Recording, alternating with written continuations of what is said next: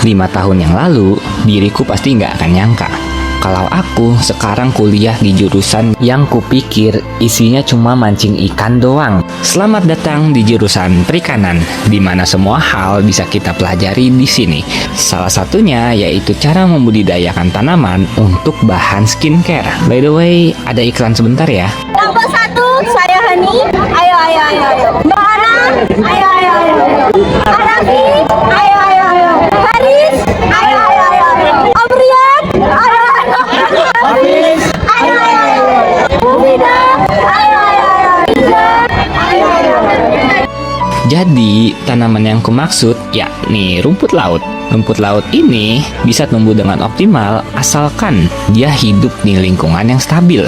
Karena dia cukup sensitif terhadap lingkungannya. Makanya, petani memilih perairan yang suhunya hangat, salinitasnya stabil, dan pH airnya yang mendukung pertumbuhan. Di Pantai Bondo sudah memenuhi persyaratan tersebut. Airnya jernih, arusnya tidak terlalu kuat, dan jauh dari muara sungai. Jadi, kualitas airnya bisa stabil. Sebelum melakukan penanaman rumput laut, terdapat 2 hal yang harus diperhatikan. Pertama, pemilihan lokasi, dan yang kedua, bibitnya. Area ideal punya arus mengalir yang nggak terlalu deras, gelombangnya sedang, kedalaman 5-6 meter ketika pasang surut, dan tentunya jauh dari melintasnya kapal. Kena perahu. Bahayanya kalau kena perahu, yang nanam nggak lihat. Kenapa arus ini penting?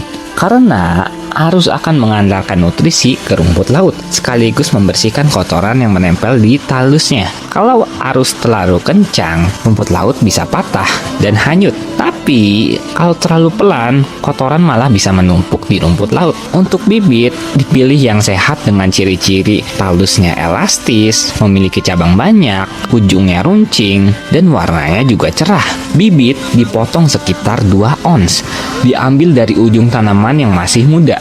Kemudian generasi bibitnya pun dijaga.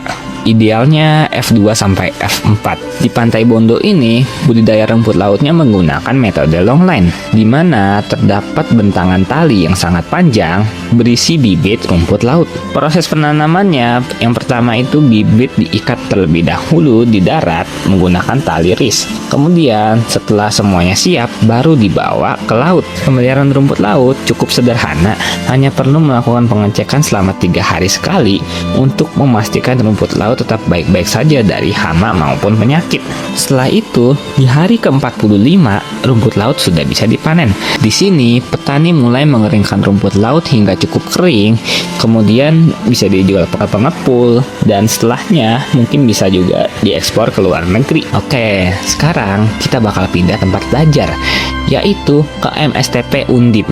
Di sini terdapat udang faname yang dibudidayakan secara intensif di kolam beton dan juga kolam HDPE. Air laut yang diambil untuk budidaya udang nggak langsung dimasukkan ke kolam gitu aja. Dia harus melewati proses yang panjang terlebih dahulu, mulai dari diendapkan, kemudian dilakukan treatment kimia, sampai diberikan probiotik untuk meningkatkan kualitas airnya.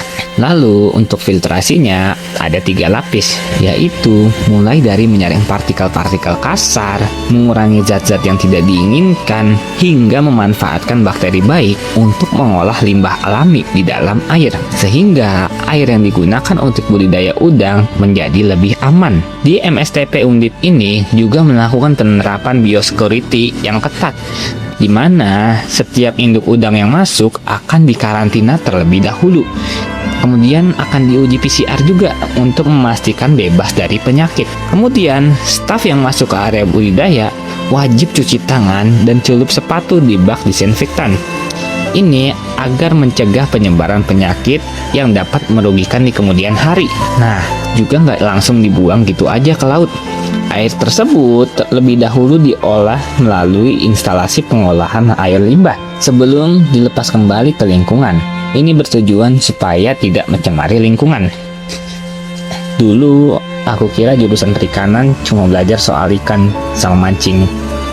Ternyata banyak banget yang dipelajarin. Intinya cukup sekian cerita kali ini. See you next time.